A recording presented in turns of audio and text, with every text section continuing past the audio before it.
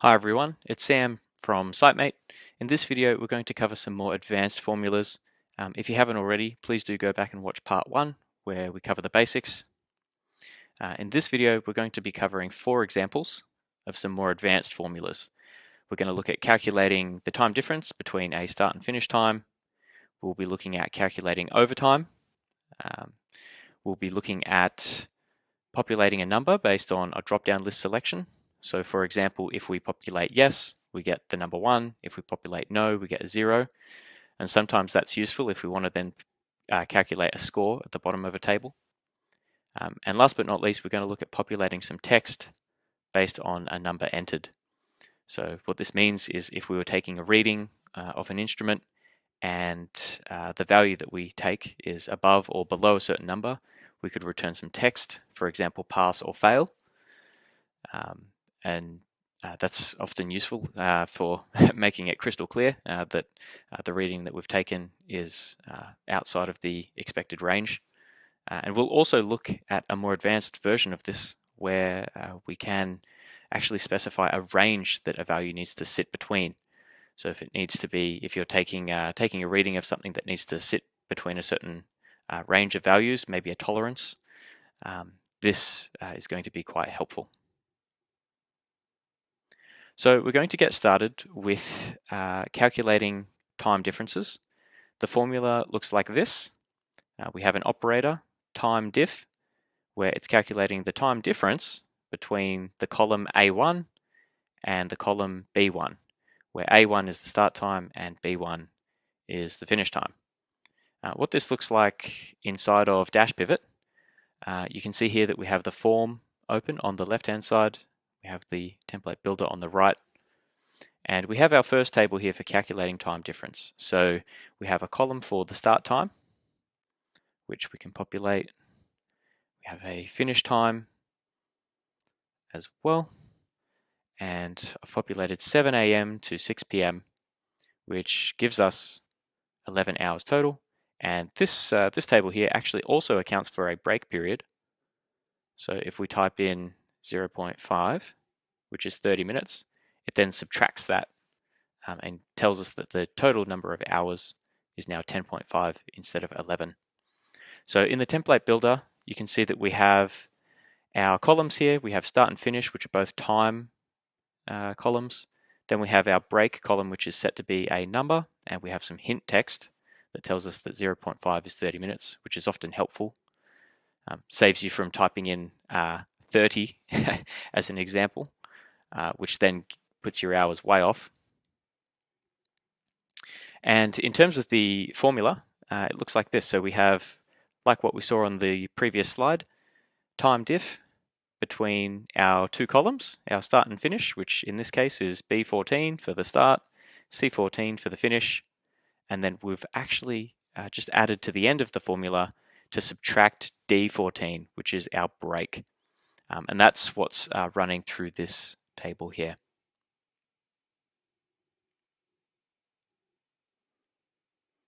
Moving on, we're going to look at calculating overtime. Now, at first glance, this does look quite complicated, but it's really quite simple and just builds on the previous example that we were running through with just calculating the difference between some hours. You'll see that we still only have the 3 variables here, 3 columns. We have A1 as the start time, B1 as the finish, C1 as the break period.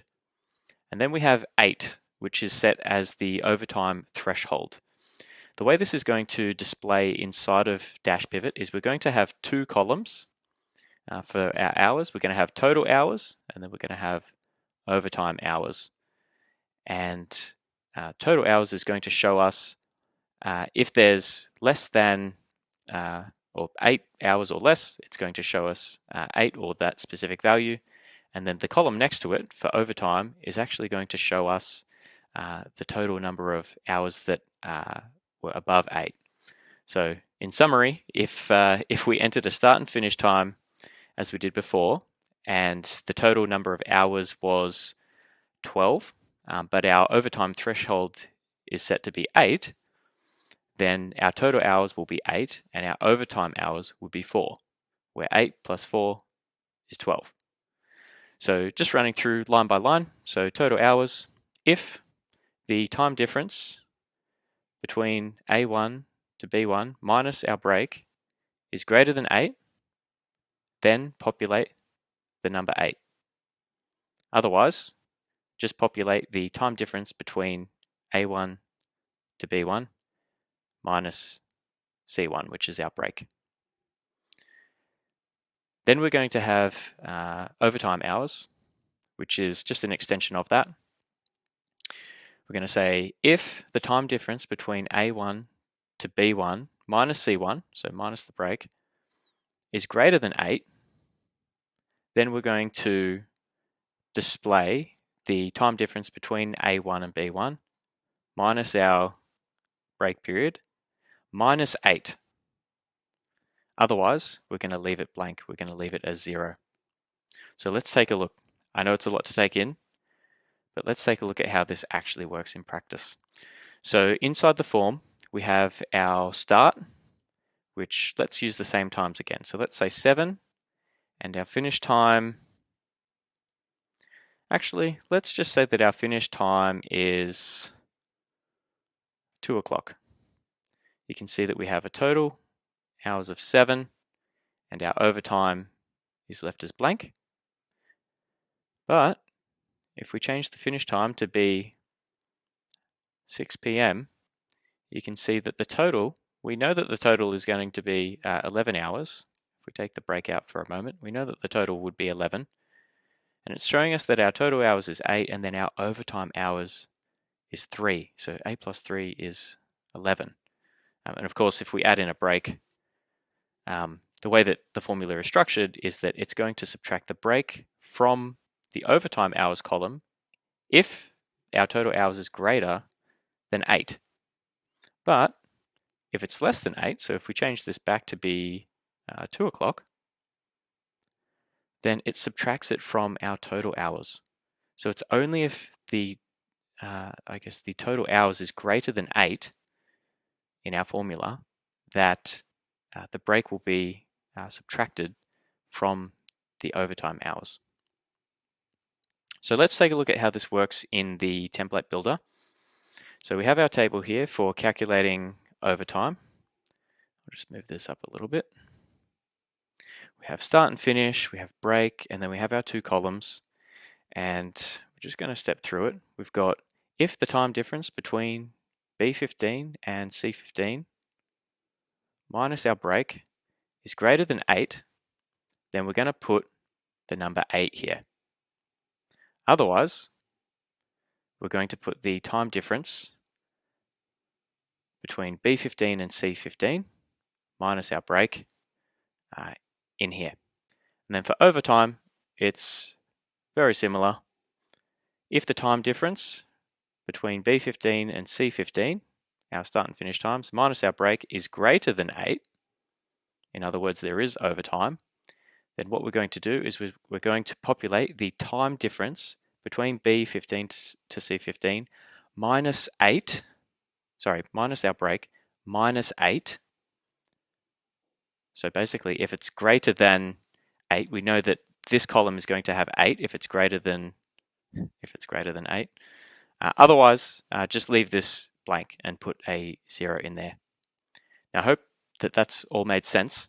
If you ever have any trouble, just refer back to this slide, and you can match this to the template that you're building. So just make sure that you have these 3 columns here, and wherever you see an 8, if you want to change your threshold, maybe it's 9 hours or 10 hours or 12 hours, wherever you see an 8, just change it to be 12, let's say, and that will adjust where the threshold kicks in. In the next example, we're going to look at populating a number based on a drop-down list selection, where A1 is actually the drop-down column. So our formula is going to read that if our drop-down selection is yes, then we're going to populate the number 1. Otherwise, we're going to leave it blank, and we're just going to leave a 0 in there. So what this looks like is, let's look at this this table here. We're going to select yes, and then we're going to select yes again, and then we're going to select no. And you can see that every time we put in the number every time we select yes, it populates the number 1. And in this case, our table is actually also calculating our score at the bottom. So every time we have a yes, we count it towards our total score. And this is actually very similar to what we covered in our first video, where this is just taking the sum of all of these values and dividing it by the number of rows that we have, times by 100 to give us a percentage. So what this looks like inside of Dashpivot is we have our pre-filled table here.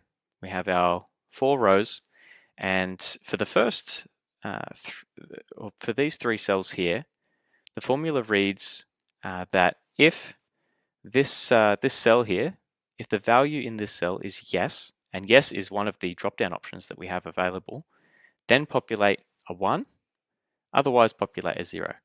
And it's the same for this formula. It's just referencing this cell rather than this cell. So it's B17. And for this formula, it's B18. But the syntax is fairly, it's exactly the same. The only variable that's changing is what cell we're referring to. And the formula at the bottom, as you saw when we hovered over here, reads as such. We have equals the sum between C16, C17, and C18. So just to show you, this column is C, and we have C16, C17, C18, divided by 3, which is the number of rows, times 100 to give us a percentage. So that's really handy for giving us a score. In the last example, we're going to look at populating some text based on a number entered. And this is mostly useful for when you're taking readings and it needs to tell you on the form whether it's a pass or a fail. One example here, we have if the value entered into A1 is less than 90, then we're going to display a fail. Otherwise, we're going to populate it with a pass. And in the second example, it's actually a little bit more advanced. It does look a bit intimidating, but this is just specifying that the value has to sit within a certain range.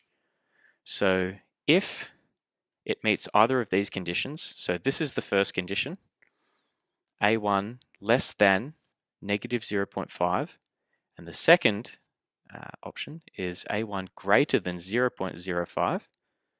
So if it sits either below this value or above this value, give it a fail. Otherwise, populate the cell with a pass. So this is actually really cool. So if we take a look here, let's populate a number. So this is actually the range example, the second example that we looked at. If we populate a 1, it gives us a fail. If we populate a negative 1, it gives us a fail. And if we populate a 0.02, it gives us a pass.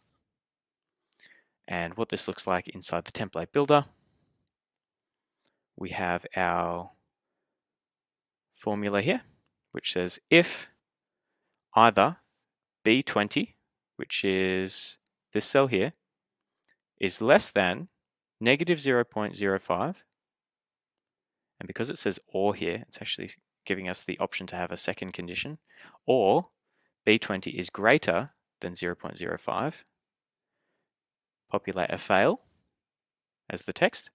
Otherwise, populate a pass.